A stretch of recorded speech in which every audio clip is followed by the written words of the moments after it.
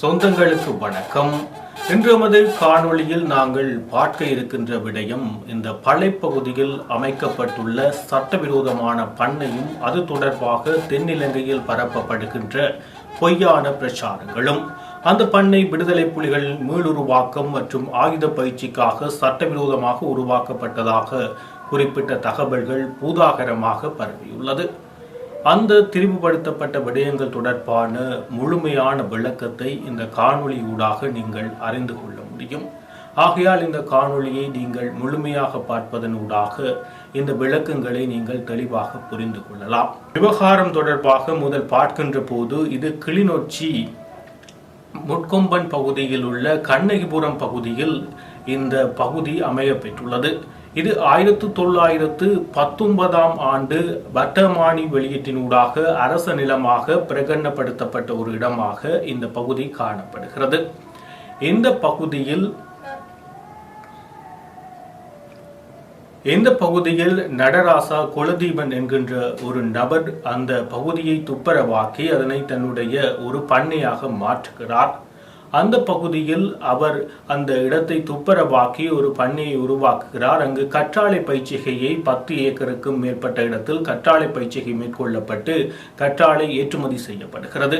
அதே போல் அந்த பகுதியில் ஒரு கட்டடம் ஒன்று உருவாக்கப்படுகிறது. அது வன பகுதியாக இருக்கின்ற அந்த பகுதியில் 3 மாடி கட்டடம் ஒன்று உருவாக்கப்படுகிறது. அந்த கட்டடத்தில் சில தையல் இயந்திரங்கள் பொருத்தப்பட்டு ஆடை கைத்தொழில் மேற்கொள்ளப்படுகிறது. அதற்காகவும் கற்றாழை பராமரிப்புக்காகவும் சுமார் 100 தொடக்கம் 150க்கு உட்பட்ட ஊழியர்கள் அங்கு வருகை தந்து வேலை செய்கிறார்கள். அந்த பகுதியை அண்டிய மக்களாக அவர்கள் காணப்படுகிறார்கள். இந்த குலதீபன் என்பவர் வெளிநாட்டில் இருந்து புலம்பெயர்ந்த ஒருவராக ஒரு தொழிலதி முதலீட்டாளராக காணப்படுகிறார். ஆனால் அவர் சட்டவிரோதமாகவே அந்த நிலத்தை ஆக்கிரமித்து துப்புரவு செய்து அந்த பகுதி மக்களினுடைய வேலைவாய்ப்பு காரணமாக அவர்களுடைய ஆதரவின் அடிப்படையில் அவர் மேற்கொள்கிறார். தொடர்பான நீதிமன்ற வழக்குகளும் காணப்படுகிறது. இந்த நிலையில் இது எவ்வாறு பூதாகரமாக வெளிவருகின்றது என்றால், தென்னிலங்கையில் விடுதலை புலிகளுடன் தொடர்படுத்தி இந்த விடயம் வெளிப்படுத்தப்படுகிறது. இந்த விடயத்தை சர்வதேச மனித உரிமைகள் அமைப்பு என்கின்ற ஒரு அரச சாரா அமைப்பு, அதாவது ஒரு NGO அமைப்பினுடைய நிறைவேற்று பணிப்பாளர் என தன்னை குறிப்பிட்டுக் கொண்டிருக்கின்ற சங்கீத் டயசேகர என்ற நபரினால் இந்த விடயம் பகிரங்கப்படுத்தப்படுகிறது.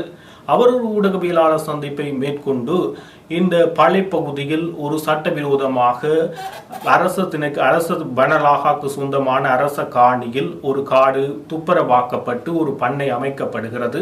அங்கு 100-150க்கு மேற்பட்ட நபர்கள் சென்று வருகிறார்கள். அவர்களை கேட்டால் அங்கு வேலை செய்கின்றோம் என குறிப்பிடுகிறார்கள். ஆனால் அங்கு அவர்கள் ஏதோ ஒரு செயற்பாட்டை மேற்கொள்கிறார்கள். விடுதலை புலிகளை மீள உருவாக்குவதற்கான பயிற்சிகளை அல்லது குண்டுகளை தயாரிப்பதற்கான ஒரு தொழிற்சாலை ஒன்றை உருவாக்கியுள்ளார்களா, ஏனெனில் கொங்கிரீட்டால் உருவான ஒரு 3 மாடி கட்டடம் அதற்குள் அமைய பெற்றுள்ளது என்பது தொடர்பான விடயங்களை ஜெயசேகர அந்த விடயத்தில் அவர் குறிப்பிடுகிறார். அவர் அவ்வாறான ஊடகவியலாளர் சந்திப்பு ஒன்றை மேற்கொண்டு குறிப்பிட்ட விடயம் தென்னிலங்கையில் பூதாகரமாக மாறுகிறது. அவர் குறிப்பிடுகின்ற போது குறித்த இந்த நபரினால், அதாவது நடராசா குலதீபன் என்ற இந்த நபரினால் அச்சுறுத்தல்கள் மேற்கொள்ளப்படுகிறது. வன திணைக்கள அதிகாரிகள் தொடர்பாக நடவடிக்கைகள் எடுக்க முற்பட்ட போது அவர்களுக்கு உயிர் அச்சுறுத்தல். தற்போது வனத்துறை அதிகாரியாக இருப்பவர் தன்னை இடமாற்றம் செய்யுமாறு கோரிக்கையை விட்டதன் அடிப்படையில் அந்த இடமாற்றத்துக்கு காரணம் அவருடைய குடும்பத்தையும் அவரின் உயிருக்கும் அச்சுறுத்தல் ஏற்படும் விதமாக செயற்பட்டதன் காரணமாகவே அவர்கள் அங்கிருந்து செல்ல வேண்டிய நிலைமை, துப்பாக்கிய நிலைமை ஏற்பட்டுள்ளதாக அவர் குறிப்பிடுகிறார்.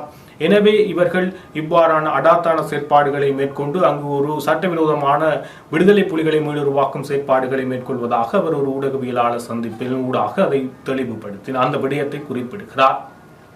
ஆனால் உண்மையில் அங்கு அவ்வாறான செயற்பாடுகள் எதுவும் இல்லை. விடுதலை புலிகள் மீளுருவாக்க செயற்பாடுகளோ அல்லது பயிற்சி பட்டறை ஆயுதங்கள் குண்டுகள் தயாரிக்கின்ற தொழிற்சாலையாகவோ அது இல்லை என்பதை அரசாங்க தரப்பும் உத்தியோகபூர்வமாக தற்போது அறிவித்துள்ளது. பாதுகாப்பு பிரதி அமைச்சர் அருண் ஜெயசேகர மற்றும் பொதுமக்கள் பாதுகாப்பு அமைச்சர் மற்றும் அமைச்சரவை பேச்சாளர் நலிந்த ஜெயதிச மற்றும் போலீஸ் மா அதிபர் பிரியந்த வீரசூரிய ஆகியோர் திட்டவட்டமாக இந்த விடயம் தொடர்பான ஒரு முழுமையான தெளிவுபடுத்தலை மேற்கொண்டுள்ளார்கள். இந்த நிலம் அரசுக்கு சொந்தமானது. 1919ஆம் ஆண்டு அரசியலின் ஊடாக வெளியிடப்பட்டதன் அடிப்படையில் அரசுக்கு சொந்தமான இடம் இந்த நபரினால் கையகப்படுத்தப்பட்டுள்ளது. இது தொடர்பாக நீதிமன்ற வழக்குகளும் காணப்படுகிறது. 2025 முதல் நீதிமன்ற வழக்குகள் உட்படுத்தப்பட்டு வருகிறார். இவர் சட்டவிரோதமாக காடுகளை அழித்தார் என்ற அடிப்படையிலும் சட்டவிரோத கட்டுமானங்களை மேற்கொண்டார் என்ற அடிப்படையிலும் நீதிமன்றத்தில் வழக்கு காணப்படுகிறது. இந்த இரண்டுமே இந்த விடயத்தில் உண்மையானதே தவிர விடுதலை புலிகளுக்கும் இந்த விடயத்துக்கும் அல்லது விடுதலை புலிகள் மீளுருவாக்கத்துக்கும் இந்த பண்ணைக்கும் எந்த விதமான சம்பந்தமும் இல்லை என்பதே உண்மையான ஒரு விடயம்.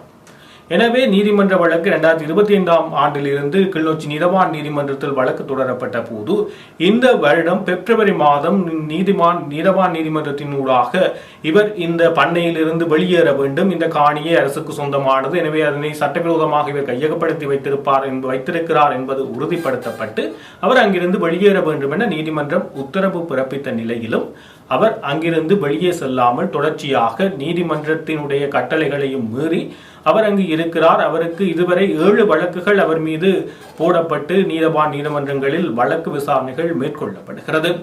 சில தினங்களுக்கு முன்னரும் அங்கு பிரச்சனைகள் ஏற்பட்டது. அந்த இடத்தை தொடர்பாக வன ஜீவராசிகள் திணைக்களத்தினர் உள்ளே செல்ல முடியாத நிலையில் அவர்களுடைய ஊழியர்களும் அந்த குறித்த நபரும் முட்டுக்கட்டைகளை ஏற்படுத்தி வருவதன் காரணமாக இந்த விசேட அதிரடிப்படை அந்த கிளிநொச்சி பகுதிக்கு சென்றிருந்த போது சில தினங்களுக்கு முன்னர் ஒரு காணொலியினூடாக அங்குள்ள பெண்களுடன் விசேட அதிரடிப்படையினர் மோதலில் ஈடுபட்டார் என்பது தொடர்பான விடயங்கள் வெளிப்பட்டது.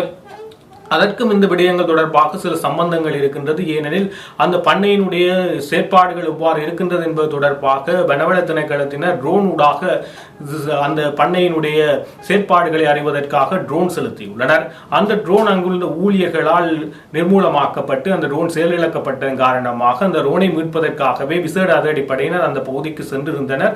ஆனால் அங்குள்ள பெண்களின் ஊடாக அது வேறு விதமாக விசேட அதிரடிப்படையினருக்கும் அவர்களுக்கும் இடையில் முரண்பாடு ஏற்பட்டு அது காணொலியாக வெளிப்படுத்தப்பட்டு பல சர்ச்சைகளை ஏற்படுத்தி நிறைவடைந்தது.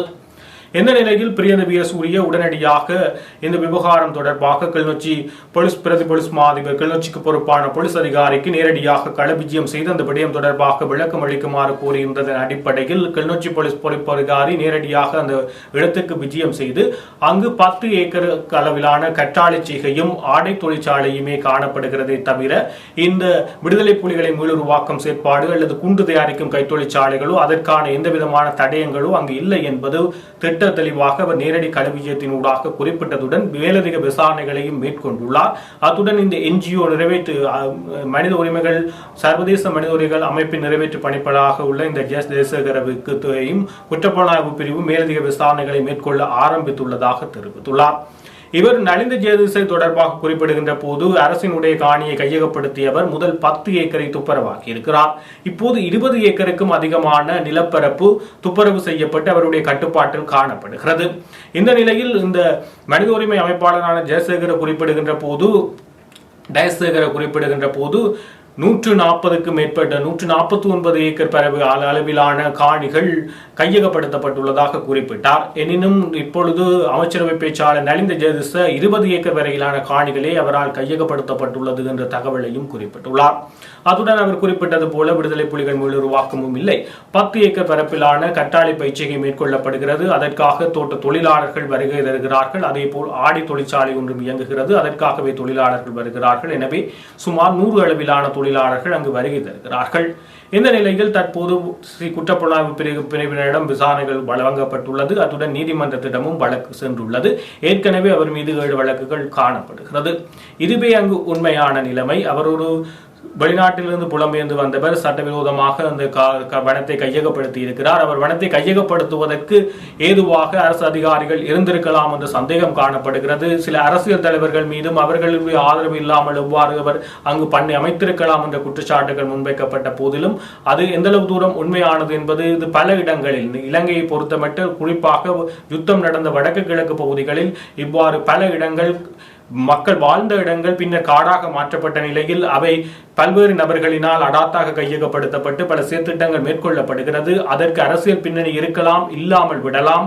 ஆனால் இப்பொழுது எந்தவிதமான எதிர்ப்பு கூறலையும் வைத்து அரசியல் பின்னணி இருக்கிறது, விடுதலை புலிகள் மீளுருவாக்கம் என்று பொய்யான தகவல்களை குறிப்பிட வேண்டாம் என அனுர் அரசாங்கம், குறிப்பாக பாதுகாப்பு அமைச்சர், போலீஸ் மா அதிபர் உட்பட ஊடக பேச்சாளர், அமைச்சரவை பேச்சாளர் வரை அனைவரும் ஒரு கண்டிப்பான உத்தரவை பிறப்பித்திருக்கிறார்கள். பொய்யான தகவல்களை பரப்புவர்கள் மீது சட்ட நடவடிக்கை கடுமையாக எடுக்கப்படும் என்ற ஒரு செய்தியை தற்போது குறிப்பிட்டார்கள்.